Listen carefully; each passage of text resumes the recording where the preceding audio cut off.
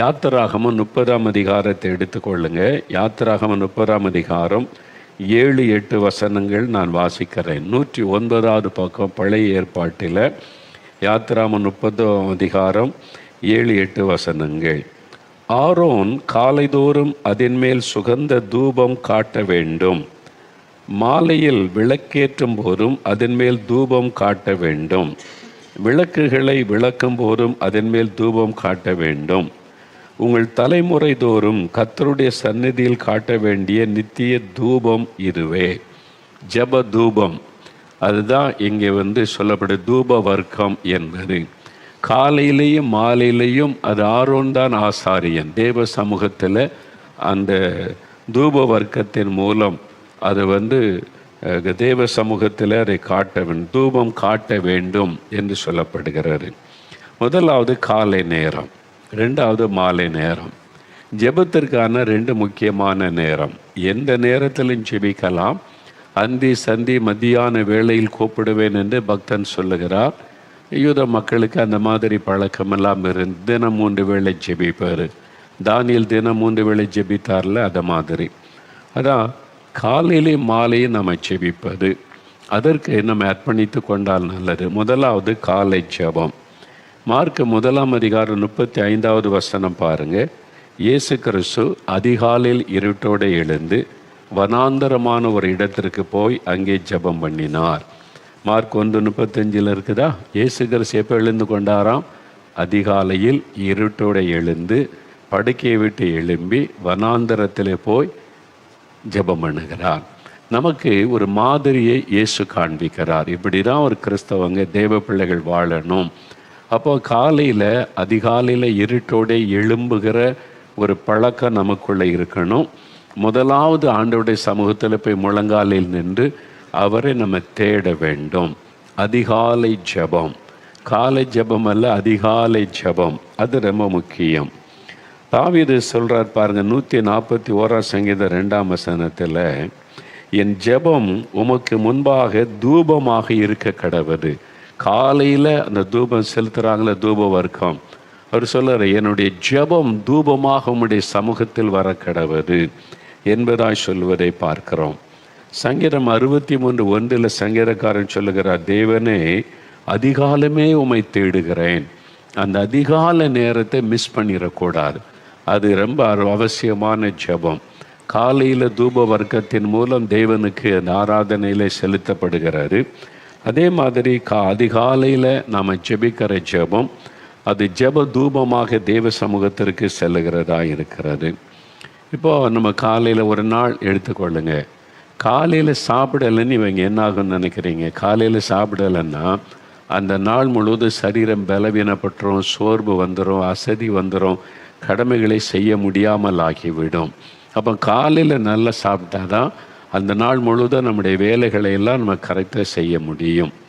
காலையில் நீங்கள் வேதத்தை தியானித்து ஜெபம் பண்ணி தேவ பலனை பெற்றுக்கொண்டாதான் அந்த நாள் முழுவதும் உங்களுடைய காரியத்தில் ஜெயிக்க முடியும். நீங்கள் பிஸ்னஸ் பண்ணாலும் சரி, வேலை செய்தாலும் சரி, படிக்கிறவங்களாக இருந்தாலும் சரி, ஊழியம் செய்கிறவங்களாக இருந்தாலும் சரி, உங்களுடைய காரியத்தில் நீங்கள் சக்ஸஸ் ஆகி இருக்கணுமானா அதிகாலையில் ஆண்டவருடைய சமூகத்தில் காத்திருந்து அவருடைய பலனை பெற்றுக்கொள்வது அது ரொம்ப அவசியம். பாருங்கள், C.T. ஸ்டட் என்கிற ஒரு தேவ மனிதர் இருந்தார். அவர் வாலிப வயசில் ரட்சிக்கப்பட்டார். அவருடைய தாயார் நல்ல ஆவிக்குரியவர்கள். அவரை நல்லா கைட் பண்ணினார் ஜெபத்தில் எல்லாம். அவர் தூரத்தில் ஒரு கல்லூரியிலே படித்து ஹாஸ்டலில் தங்கியிருந்தார். அவருடைய தாயாருடைய சொன்ன ஆலோசனைப்படி காலையில் எழும்பி வேதத்தை தியானித்து 1 மணி நேரமாவது ஜெபம் செய்வாராம். அப்புறம் தான் காலேஜுக்கு புறப்பட்டு போவார். சில நாள் அந்த 1 மணி நேர ஜெபம் தவறி விடுமாம். அந்த C.T. ஸ்டட் அந்த காலத்தில் தாயாருக்கு கடிதம் எழுதும்போது ஒரு கடிதத்தில் குறிப்பிடுகிறார், அம்மா, நான் தினந்தோறும் அதிகாலையில் 1 மணி நேரமாவது வசனத்தை தியானித்து நான் ஜெபிக்கணும். என்றைக்காவது ஒரு நாள் அதிகாலையில் எழும்பி வேதத்தை தியானித்து ஜெபிக்க முடியாமல் போனால் அந்த நாள் முழுவதிலும் மயிர் கத்தரிக்கப்பட்ட சிம்சோனை போல ஆகிவிடுகிறேன் என்று ஒரு வார்த்தை எழுதுகிறார். மயிர் கத்தரிக்கப்பட்ட சிம்சோன் அப்படின்னா தெரியல. நியாயாதிபதிகளை சிம்சோன் என்கிற ஒரு தேவ மனிதர், அவர் வந்து அவருடைய மயிரில் அவர் கத்திரிக்கக்கூடாது, கத்தி படக்கூடாது கத்திரி சொல்லியிருந்தார். அவர் வந்து தவறு பண்ணி அவருடைய தலைமயிர் சிரைக்கப்பட்டனால பலனை இழந்துட்டார், பலவீனமாகிவிட்டார்.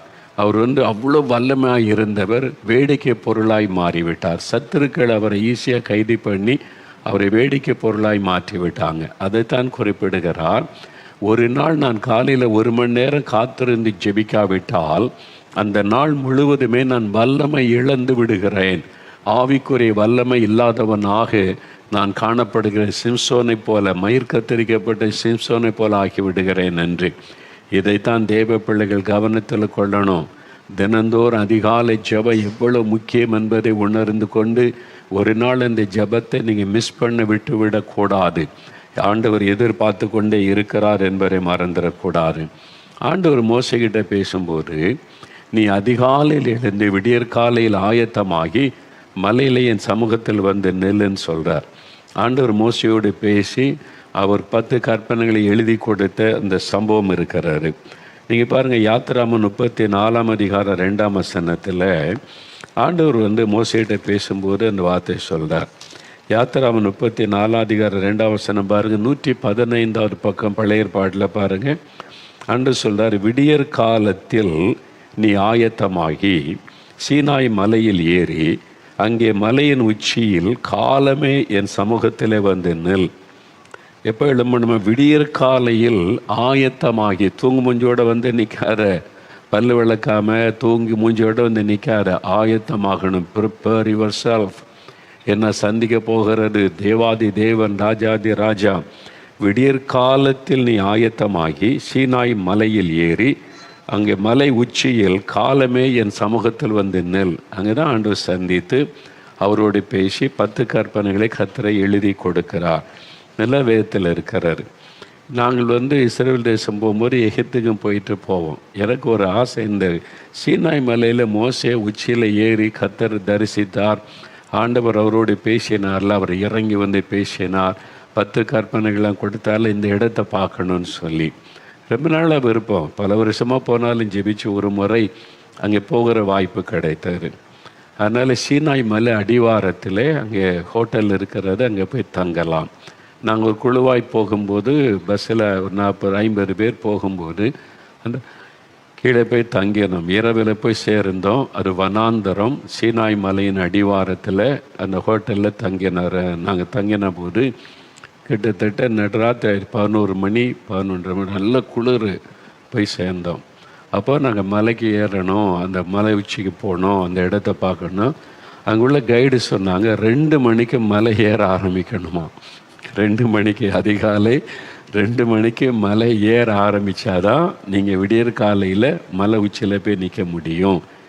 7 கிலோமீட்டர் உயரம் அந்த மலை, சீனாய் மலை. அந்த வந்து மோசே இந்த மலையில் இருக்குல்ல, அது அந்த மலை 7 கிலோமீட்டர் உயரம். அதுக்கு அங்கே போகணுமானா காலையில் 2 மணிக்கு மலை ஏறணும், இருட்டோடே ஏறி போகணும் சொன்னாங்க. எனக்கு ஒரு பெரிய ஆசை, இதை பார்த்துறனால தூங்கவே இல்லை. நாங்கள் போய் சேர்ந்ததே 11:30 மணி அப்படி ஆயிட்டு இல்லை. ஆண்டவர் என்ன சொல்லி ஆயத்தமாகி, அதனால் விடியற் காலமே குளிர்லேயும் நான் குளித்து ஃப்ரெஷ் ஆகி ஒரு குளிச்சு நம்ம வந்து போன ஆண்டவர் சந்தித்த மோசை சந்தித்த இடத்த பார்க்கணுன்னு சொல்லி. மலை ஏறிலாம் பழக்கமே இல்லை, அதனால் கஷ்டம்தான். ஆனால் ஒரு உற்சாகத்தில் அந்த இடத்த பார்க்கணுன்னு போயிட்டேன். நான் கொஞ்சம் பேர் போனோம், அது கூட போனேன். கை காலெலாம் உழைஞ்சி போச்சு. 7 கிலோமீட்டர் மலை மேலே ஏறுவார். சாதாரண நடப்பது ஒரு மலை ஏறணும்ல, படிகள்லாம் கட்டிலாம் வைக்கலை, சும்மா கல் அங்கங்கே வச்சுருக்காங்க. சில இடத்துல சும்மா தான் இருக்குது, அங்கே படி கட்டி வச்சு அப்படியெல்லாம் கிடையாது. ஏறி போகிறதுக்குள்ளே கால் அவ்வளோதான் பஞ்சர் ஆயிட்டு. விடிய காலையில் போய் சேர்ந்தோம். அங்கே போனால் நிறைய ஆட்கள் இருக்காங்க, போகிறாங்க. அவங்க எதுக்கு போகிறாங்கன்னா சூரியோதயத்தை பார்க்க போகிறாங்களாம். மலை ஏற அந்த அனுபவம் உள்ளவங்களாம் இருக்குல்ல, காலையில் அங்கே போய் நின்னா சுற்றிலும் மலைகளாக தான் இருக்குது. ஆனால் அங்கே ஒரு சின்ன சேப்பல் கட்டி வச்சுருக்கிறாங்க. நாங்கள் போன போது மூடி கிடந்தது, அதை லாக் பண்ணி வச்சுருந்தாங்க. மோசேக்கு ஆண்டவர் 10 கற்பனைகளை பெற்ற இடத்துல சின்ன சேப்பல் கட்டி அது பராமரிப்பெல்லாம் மூடி கிடக்கிறாரு. ஆனால் என்ன ஆச்சரியன்னா, அங்கே போனால் அந்த மலை உச்சியில் டீ கடை இருக்குது. அங்கே சூடாக டீ போட்டு கொடுக்குறாங்க விடியற் காலையில்.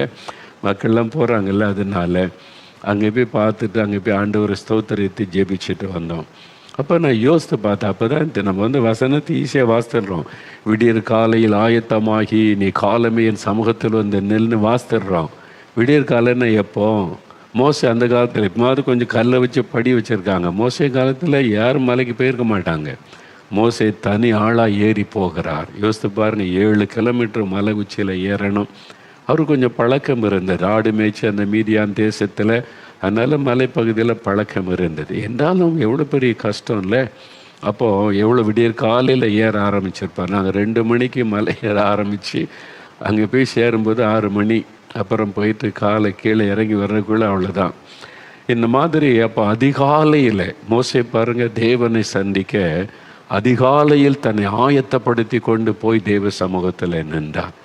அப்போது அதிகாலையில் நம்ம ஆண்டவரை சந்திப்பதற்கு நம்ம ஆயத்தப்படுத்தி கொள்ளணும்.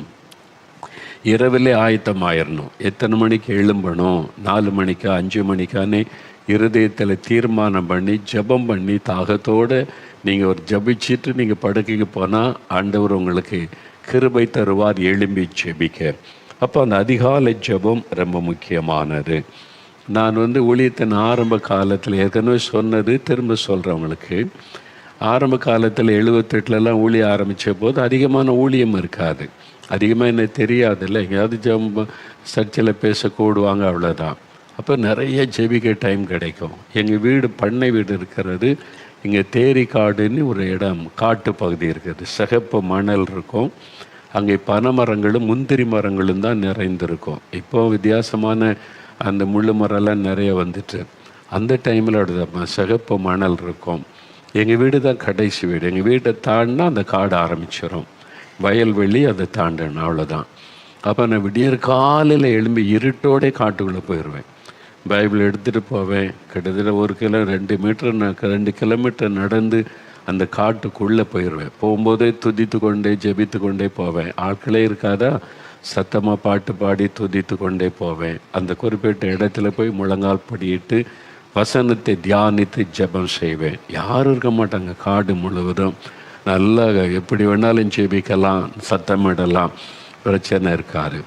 நல்ல வெயில் ஏறு வரைக்கும் ஜெபம் செய்வேன். சாயங்காலத்தில் அதே மாதிரி 4:30 மணிக்கெல்லாம் போயிடுவேன். நான் கொஞ்சம் வெயில் தாழ்ந்த உடனே இருட்டின பிறகு தான் வருவேன். அந்த காட்டில் தனியாக நான் ஜெபித்த ஜெபந்தான், பல வருஷமாய் பல மணி நேரம் ஜெபித்த ஜெபந்தான். அங்கே தான் கர்த்தர் என்னை நல்ல ஒரு ஊழியக்காரனாய் உருவாக்கினார். அங்கே வசனத்தை தியானித்து நிறைய காரியம் ஆண்டவர் கற்றுக் கொடுத்தார்.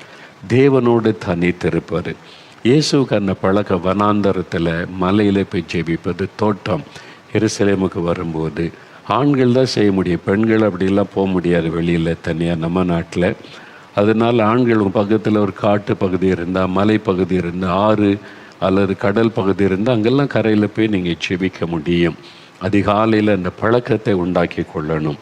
அது மாதிரி ஜெபிப்பார். அது டாக்டர் பால் எங்கேச்சர் சொல்லுகிறார், உள்ள பெரிய சபை ஸ்தாபித்தாரில் தினம் காலையில் அதிகாலையில் எழுப்பி 3 மணி நேரம் ஜெபம் செய்வாராம். அதிகாலையில் வயதான காலத்தில் ரிட்டையர்டாகி வேற ஒருத்தட்ட பொறுப்பு கொடுத்துட்டார். அப்போ கூட 3 மணிக்கு போயிடுவாராம் சர்ச்சுக்கு. 3 மணிக்கு, ஆமாம் 3 மணிக்கு போயிடுவார். டிரைவர்கிட்ட சொல்லுவார், கூட்டி கொண்டு விடுன்னு ஜெபம் பண்ணி கொண்டே இருப்பார் மணிக்கணக்காக. அந்த மாதிரி ஜெபிக்கிற மக்களை கொண்டு தான் தேவன் காரியங்களை செய்தார். ஊழியர்கள் மாத்திரமல்ல, எல்லா தெய்வ பிள்ளைகளும். நீங்கள் வேலை செய்கிறீங்க, பிஸ்னஸ் பண்ணுறீங்க, படிக்கிறீங்க, நீங்கள் சாதிக்கணும், உங்களுடைய காரியத்தை தேவன் வாய்க்க பண்ணணும்னா ஆண்டவர் அப்படி அதிகாலையில் தேடுகிற பழக்கம் உடையவர்களாக நம்ம இருக்கணும். அதிகாலையில் வசனத்தை நம்ம தியானிக்கணும். கர்த்தருடைய வேதத்தில் பிரியமாயிருந்து தியானிக்கிற மனுஷன் பாக்கியவான் இருக்குல்ல. அதிகாலையில் 119 சங்கீதம் 147 148 பாருங்கள். 119 சங்கீதம் எடுங்க, அதில் 2 வசனம் 147 148. 750 பக்கம் பாருங்கள். அதிகாலையில் நான் எழுந்து சத்தமிட்டேன், உம்முடைய வசனத்துக்கு காத்திருக்கிறேன்.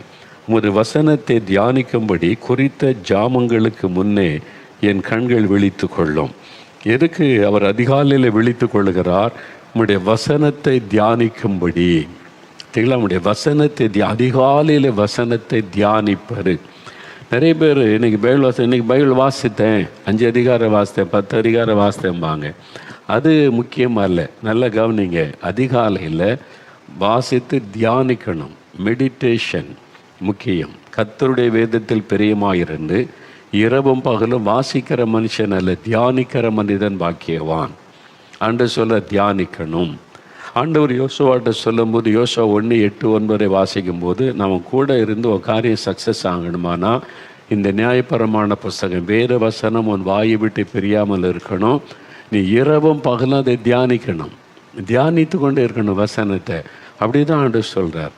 அப்போது நீங்கள் 5 அதிகாரம் 10 அதிகாரம் வாசிக்கிறது சாயங்காலம் மாலையில் ஒரு நேரத்தில் உட்காந்து நல்ல 10 அதிகாரம் வாசிங்க, நிறைய வாசிங்க. நீங்கள் ஆராய்ச்சி பண்ணுங்கள், டிக்ஷனரி வச்சு தப்பே கிடையாது, அது செய்யணும், அதுவும் அவசியம்.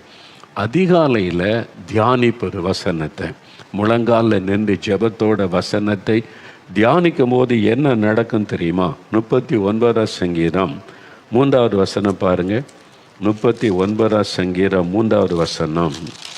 அங்கே அந்த அருமையாக தேவ மனிதர் சொல்கிறார், தாவீது என்ன சொல்கிறார் பாருங்கள். என் இருதயம் எனக்குள்ளே அனல் கொண்டது, நான் தியானிக்கையில் அக்கினி மூண்டது, அப்பொழுது என் நாவினால் விண்ணப்பம் செய்தேன். அவர் என்ன சொல்கிறார் பாருங்கள்.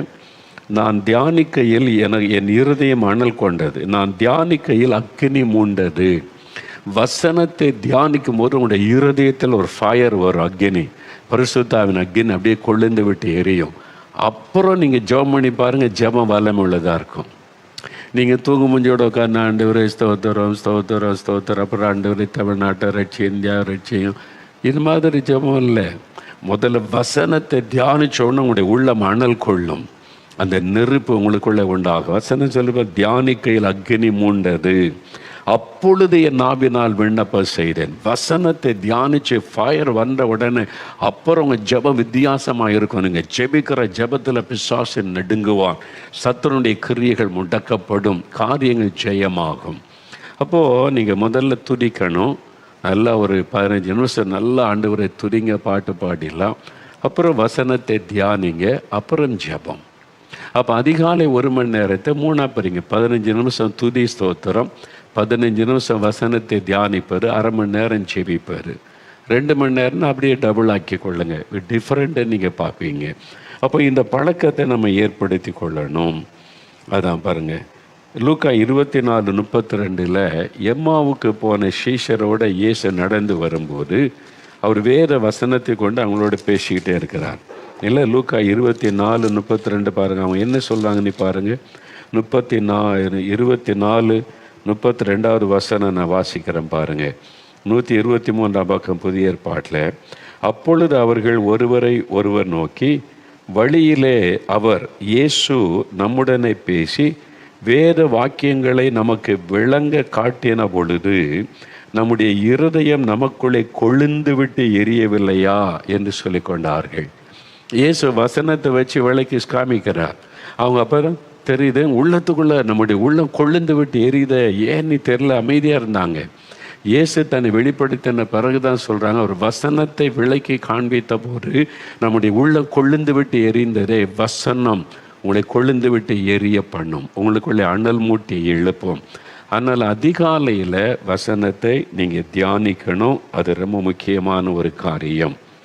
ஏன்னா பைபிள் அதிகாலை நேரத்தில் ஏன் தியானிக்கணும்னா, அந்த காலையில் எழும்பின உடனே விடியற் காலை 4 மணியோ 5 மணியோ அல்லது 3 மணி எழும்பின உடனே உங்களுடைய மைண்டு ஃப்ரெஷ்ஷாக இருக்குது. எதுவும் மைண்டுக்குள்ளே இப்போ நுழைஞ்சிருக்காது, கரப்டாக இருக்காது, இருதயம் ஃப்ரெஷ்ஷாக இருக்கும். கொஞ்சம் நேரம் ஆயிட்டுன்னா பல சிந்தனை பாரங்கள் வந்துடும். பாரங்கள், இன்றைக்கி என்ன செய்ய, அதுக்கு என்ன பண்ண, இதுக்கு என்ன பண்ண, அந்த யோசனை பாரெல்லாம் வந்துடும். ஆனால் அதிகாலை நேரத்தில் மைண்டு இருதயம் ஃப்ரெஷ்ஷாக இருக்கும். அப்போ நீங்கள் தியானிக்கிறது, தேவனோடு கனெக்ட் ஆகுது ரொம்ப ஈஸியாக இருக்கும். ஈஸியாக ஆண்டவரோடு கனெக்ட் ஆகலாம். அதனால தான் இயேசு அதிகாலை நேரத்தில் ஆண்டவர் தேவ சமூகத்துக்கு போனார் என்று பார்க்கிறோம். பைபிளை தியானிக்கிறது ரொம்ப முக்கியம் இல்லை. பைபிள்ன்ற வார்த்தைக்கு ஒரு அர்த்தம் சொல்கிறாங்க, behold I bring life internal.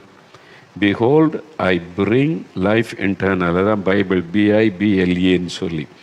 இதோ நான் நித்திய ஜீவனை கொண்டு வருகிறேன். இந்த வசனத்தை ஒழுங்காக வாசித்து நடந்தால் உங்களுக்கு நித்திய ஜீவன் உண்டாகும். அல்லேலூயா. பெரும்பாலான சமயம் அதிகாலை நேரத்தில் தான் ஆண்டவர் பேசுவதை நான் பார்த்துருக்கிறேன். ஒரு வசன வாசிங்க, ஏசாயா 54 பாருங்கள். ஏசாயா 54 அதில் அழகா இந்த ஒரு பக்தன் சொல்லுகிறார், காலை தோறும் அவர் என்னை எழுப்புகிறார் அப்படின்னு சொல்ல. கர்த்தர் என்னை எழுப்புகிறார், காலை தோறும் என்னை எழுப்புகிறார். கற்றுக்கொள்ளுகிறவளைப் போல நான் கேட்கும்படி என் செவியை கவனிக்க செய்கிறார். அப்போ காலையில் நம்ம எழுப்புகிற தேவன். நீங்கள் சோதிச்சு பாருங்கள், ஆண்டவரே நாளை காலை 4 மணிக்கு நான் எழுப்பி ஜெபிக்கணும். ஆசையாக ராத்தில் உண்மையான இதயத்தோடு ஜெபிச்சுட்டு படுங்க. 4 மணிக்கு உங்களுக்கு விழிப்பு வந்துடும். நான் 5 மணிக்கு எழுப்பி ஜெபிக்கணும் ஆண்டவரே, 3 மணிக்கு எழுப்பி ஜெபிக்கணும். சின்சியராக ஆசைப்பட்டு உண்மையான இதயத்தோடு ஜெபம் பண்ணிட்டு படுங்க. கட்டாயம் ஒரு ஆண்டவர் எழுப்பி விடுவார். உங்களுக்கே தெரியும், யாரோ என்னை எழுப்புறாங்கன்னு. சில சமயம் ஒரு ஆள் போல் தட்டி எழுப்புவார். உங்களுக்கு நல்லா தெரியும், ஒரு ஆள் போல் தட்டி எழுப்புவார். நான் பல முறை என் அனுபவத்தில் உணர்ந்திருக்கிறேன். அதிகாலையில் ஆண்டவர் எழுப்பி செபிக்க வைக்கிற காரியத்தை நான் பார்த்துருக்கிற. ஆள் மாதிரி தட்டி எழுப்புவார். சில சமயத்தில் பேர் சொல்லி கூப்பிடுவார். காதில் சத்தம் கேட்கும். டக்குன்னு விழித்து பார்த்தா யாரும் இருக்க மாட்டாங்க, அவ்வளோதான். நீங்கள் விழிக்க வரைக்கும் தான் அவர் பேசுவார். அப்புறம் நீங்கள் ஜெபம் பண்ண ஆரம்பிக்கணும். பேர் சொல்லி யாரும் என்னை கூப்பிட்ட மாதிரி இருக்குன்னு எழும்புவீங்க. தூங்கி எழும்பி இருப்பீங்க. நல்ல டக்குன்னு உங்களுக்கு தெரியும். இது மாதிரிலாம் அனுபவம் இருக்கிறாரு. உண்மைதான், அவங்கள பலருக்கு அந்த அனுபவம் இருக்குது. ஆனால் சிலர் வெளியே சொல்ல பயம், மற்றவங்க தப்பாக நினைப்பாங்களோன்னு. அதெல்லாம் உண்மை. ஆண்டவர் காலைதோறும் நம்ம எழுப்புகிறவர். பேர் சொல்லி கூட கூப்பிடுவார். சாமுவேலை கூப்பிட்டார்ல, சாமுவேலேன்னு கூப்பிட்டார்ல, அது மாதிரி இப்பவும் ஆண்டவர் பேர் சொல்லி நம்ம எழுந்திருக்க வைத்து ஜெபிக்க வைப்பார். அப்போ அதிகாலையில் என்னை தேடுகிறவன் என்னை தேடுகையில் கண்டடைவான். நீதிமொழிகள் 8:17 ஆண்டவருடைய வார்த்தை சொல்ல, அதிகாலையில் ஆண்டவரை தேடுங்க, நீங்கள் அவரை கண்டடைய முடியும். அதனால் இந்த ஜெபம், அதிகாலை ஜெபம் ரொம்ப முக்கியம். அதுக்கு அர்ப்பணித்து கொள்ளுங்க. ரெண்டாவது, அதை யாத்திராமம் 30:7 வாசிக்கும் போது மாலை நேரம் ஜெபம். மாலையிலையும் அந்த தூபம் காட்டணும். அப்போ காலையிலையும் தூபம் காட்டணும், மாலையிலையும். காலையிலேயும் நம்ம ஜெபதூபம் பரலோகத்துக்கு போகணும், மாலையிலையும் ஜெபதூபம் பரலோகத்துக்கு போகணும். பாருங்க, ஆண்டவர் ஆதாமை சந்திக்க வரும்போது மாலை, பகலின் குளிர்ச்சியான வேளையில், வெயிலெல்லாம் தாழ்ந்து ஒரு குளிர்ச்சியான வேளை வரும் பார்த்தீங்களா. ஈவினிங்கில் ஒரு 5 மணிக்கு மேலே அந்த சூரியன் அஸ்தமிக்கிற நேரத்தில் ஒரு குளிர்ச்சி வரும். அது நல்லா ஜெபிக்கிறதுக்கு அருமையான நேரம், ஆண்டவரை சந்திக்கிற நேரம். அந்த நேரத்தில் தான் ஆண்டவர் ஆதாமோடு பேசினார். ஆதியாகமம் 3:8 எப்படி பார்க்கிறோம். ஆதியாகமம் 24:63 வாசித்தா சாயங்கால நேரத்தில் ஈசாக்கு தியானம் பண்ண வெளியிலே போயிருந்தார். பாருங்கள், தியானிப்பதற்கு நல்ல நேரம் ஈவினிங்கில் அவர் வனாந்தரத்தில் போய் ஆண்டவரை தியானித்து விட்டு வந்ததை நம்ம ஈசாக்கை குறித்து வேதத்திலே நம்ம பார்க்கிறோம். அப்போஸ்தலர் நடபடிகள் 3:1 வாசிக்கும் போது பாருங்கள், பேதுரும் யோவானும் 9 மணி வேளை, சாயங்காலம் 3 மணி மாலை நேரத்தில் தேவாலயத்துக்கு ஜெபிக்க போகிறாங்க. அங்கே போய் கூட்டம் நடத்த போல, பிரசங்கம் பண்ண போல ஜெபிக்க போகிறாங்க. தனித்து ஜெபிக்க போகிறாங்க. அதே மாதிரி நாங்கள் எங்கள் ஊர் பக்கம் தேரிக்காடு சொன்னால ஈவினிங்கில் போயிடுவோம். நான் சாயங்காலம் போனால் அங்கே போய் இருட்டு வரைக்கும் ஜெபி. சில சமயம் டீமாக போனாங்க. எங்களுடைய ஆரம்பத்தில் எங்களுடைய வாலிபர்கள் இயேசுடிக்கிற டீமில் இருந்தோம். 4-5 பேர் போவோம். போனோன்னா முதல்ல ஒரு மணி நேரம் தனித்தனியாக ஜெபம் பண்ணுவோம். அப்புறம் தனித்தனியாக ஜெபிச்சுட்டு அப்புறம் சேர்ந்து நாங்கள் ஜெபம் செய்வோம். நேரம் போகிறதே தெரியாது. அது மாதிரி ஒரு ப்ரேயர் செல், அப்படி ஒரு டீமை உருவாக்குங்க. அது மாதிரி போய் ஜெபம் பண்ணுங்க. எங்கள் ஊரில் அந்த நாட்களில் ஒரு அண்ணன் இருந்தாங்க, ஞான்ராஜ் அண்ணன் சொல்லி. ஒரு பிஸ்னஸ் மேன். அவங்க குறும்பூரில் இருந்தாங்க. இப்போ அவங்க தேவனுடைய ராஜ்யத்தில் இருக்காங்க. ரொம்ப ஆண்டவரை நேசிக்கிறவங்க, ஊழியத்தில் செய்கிறவங்க, பிஸ்னஸ் மேன் அவங்க. ஒரு நாள் சாயங்காலம் நான் தேவனுடைய வீட்டுக்கு முன்னால் நின்று கொண்டிருந்தேன், அநேக வருஷத்துக்கு முன்னாலேயே. அப்போ சாயங்காலத்தில் அவங்க பைபிள் எடுத்துகிட்டு போனாங்க. நான் கேட்டேன், அண்ணன் எங்கே போகிறீங்க என்பதாக. நான் ஜெபம் பண்ண போகிறேன், காட்டுக்கு. தனியாக பைபிள் எடுத்துக்கிட்டு காட்டு பகுதிக்கு ஜெபிக்க போகிறாங்க. ஒரு பிஸ்னஸ் மேன். சாயங்காலம் அவங்க போய் காத்திருந்து ஜெபிக்கிறாங்க. அப்போது இதை மாதிரி ஜெப பழக்கம் நமக்கு வேணும். மாலை நேரத்தில் கூட நீங்கள் சாயங்காலத்தில் இயேசு மலையின் மீது ஏறி, மத்தேயு 14:23 வாசிக்கிற சாயங்காலத்தில் மலையின் மீது ஏறி ஜெபம் பண்ண தனிமையாக இருந்தார். இந்த மாதிரி தனியாக உட்கார்ந்து ஆண்டவரோடு பேசுவார். காலையில் மட்டும் ஜெபிச்சா போதாது, மாலையில் ஒரு சகோதரர் சொன்னார், பிஸ்னஸ் மேன், காலையில் நான் விடிய காலை எழும்பி துதித்து ஜெபிச்சு வசனை தியானிச்சுட்டு போவேன். மாலையில் ஒரு மணி நேரம், மாலையில் அந்த நேரம் தான் இந்தியாவுக்காக ஜெபம் பண்ணுவேன். 1 மணி நேரம் இந்தியாவுக்காக எழுப்புதலுக்காக ஒன்றா நான் ஜெபம் பண்ணுவேன் என்று சொன்னார். அப்போ ஜெபத்தை பிரித்து கொள்ள, காலையில் எதுக்கு ஜெபிக்கணும், மாலையில் எதுக்கு ஜெபிக்கணும்னு அப்படி ஒரு ஜெப பழக்கத்தை ஏற்படுத்தி கொள்ளுங்க. ரொம்ப சந்தோஷமாக இருக்கும். நீங்கள் ஜெபிச்சு பாருங்களேன். இதுவரை இப்படி ஜெபிக்க அந்த ருசி கண்டுட்டு அவங்களால ஜெபத்தை நிறுத்த முடியாது. நிறைய பேர் சொல்கிறாங்க, இப்போ 1 மணி நேரம் ஜெபிக்கிறேன், 2 மணி நேரம் ஜெபிக்கிறேன்னே. நிறைய கிறிஸ்தவங்களுக்கு ஆச்சரியமாக இருக்குது. ஆனால் கிறிஸ்தவர் அல்லாதவங்க தான் இப்போ இயேசுவை அதிகமாக ருசிக்கிறாங்க, ஜெப நேரத்தை ருசிக்கிறாங்க. புதுசாக ரட்சிக்கப்பட்டு வர்றாங்கல்ல, இயேசுவை இவர் மாதிரி ஒரு கடவுளை பார்த்ததில்லை, இந்த மாதிரி எங்கிட்ட பேசுகிறார், ஜெபிக்க சொல்லுகிறார், நான் ஜெபிக்கணும், என்னென்ன ஜெபிக்கணும்னு எனக்கு சொல்லி தருகிறார், இப்படி ஒரு ஆண்டவரை நான் பார்த்ததில்லை, பேசுகிற தெய்வையா நீ. கிறிஸ்தவர் அல்லாதவங்க சாட்சி சொல்கிறாங்க. இந்த கிறிஸ்தவங்க உட்காந்துட்டு ஆண்டவர் பேசுவாரா? அவர் எங்கே இப்படி பேசுவார், எங்கே பேசுவார்? விதண்டாவாதம் பேசுவார். இதெல்லாம் விட்டுட்டு காத்துருங்க, ஆண்டோடைய பாதத்தில் போய் விழுங்க. ஜெப நேரத்தில் எவ்வளவு ஜெபிக்க வேண்டிய விஷயம் இருக்குது. நம்ம ஜெபிச்சோம்ல, எவ்வளோ இருக்க தெரியுமா ஜெபிக்க வேண்டிய காரியம். இந்த உலகத்தில் நடக்கிற காரியம். ஆண்டோடைய சமூகத்துக்கு போங்க. அதனால் தினமும் காலையில் ஜெபம் 1 மணி நேரம், மாலையில் 1 மணி நேரம் நீங்கள் ஜெப நேரமாக வைத்து கொண்டீங்கன்னா உங்களுடைய ஜெபத்தை குறித்து ஆண்டவர் சந்தோஷப்படுவார். அது மாத்திரமல்ல, உங்களுடைய வாழ்க்கை ஆசீர்வதிக்கப்படுவதை காண்பீங்க. தானியேல் தினம் 3 வேளை, அந்தி சந்தி மத்தியான வேளையில் அவர் காலையிலும் ஜெபிக்கிறார், மாலையிலும் ஜெபிக்கிறார், மத்தியானத்தில் கூட ஒரு சாப்பாட்டு நேரத்தில் கொஞ்சம் ஜெபிச்சிருக்கலாம். அந்த மாதிரி ஜெபிக்கிறார். இந்த மாதிரி நம்ம ஜெபிக்கும் போது ஆண்டவருடைய உள்ள மகிழ்ச்சி அடையும். ஜெபிக்கிற மக்களை ஆசீர்வதிப்பார். இப்போ சொல்கிறீங்களா, ஆண்டவரே எனக்கு இந்த ஜெப ஆவியை தாங்க, நான் காலையிலையும் ஜெபிக்கணும், மாலையிலையும் ஜெபிக்கணும், அதிகாலை எழும்பி வசனத்தை தியானித்து ஜெபிக்கன்னு ஒப்பு கொடுங்க. இப்போ ஜெபிக்க போகிறோம். நாளைக்கு என்ன ஜெபத்தை குறித்ததான பல காரியங்களை நம்ம பார்க்க போகிறோம். அப்படி இருதயத்தில் கை வைங்க, ஆண்டவரை பார்த்து சொல்லுங்கள், கண்களை மூடுங்க. 2 நிமிஷம் தான். இயேசுவே, என்னோட பேசி இருக்கிறீங்க, நான் இன்னும் அதிகமாக ஜெபிக்கணும், எனக்கு ஜெபிக்க கிருபை தந்திருக்கிறீங்க, நன்றி. காலையில் ஜெபிக்க, மாலையில் ஜெபிக்க கிருபை தந்தீங்க, ஸ்தோத்திரம். இந்த ஜெபத்தை விட்டு விடக்கூடாது. அதிகாலையில் எழும்பி ஜெபிக்கணும், வசனத்தை தியானித்து ஜெபிக்கணும், மாலையிலே நான் ஜெபிக்கணும், எனக்கு கிருபை தாங்க. ஜெப தூபம் ஆண்டவர் எங்கள் வீட்டில் இருந்து எழும்பி கொண்டே இருக்கணும். நான் ஜெப தூபத்தை பரலோகத்துக்கு அனுப்பி கொண்டே இருக்கணும்.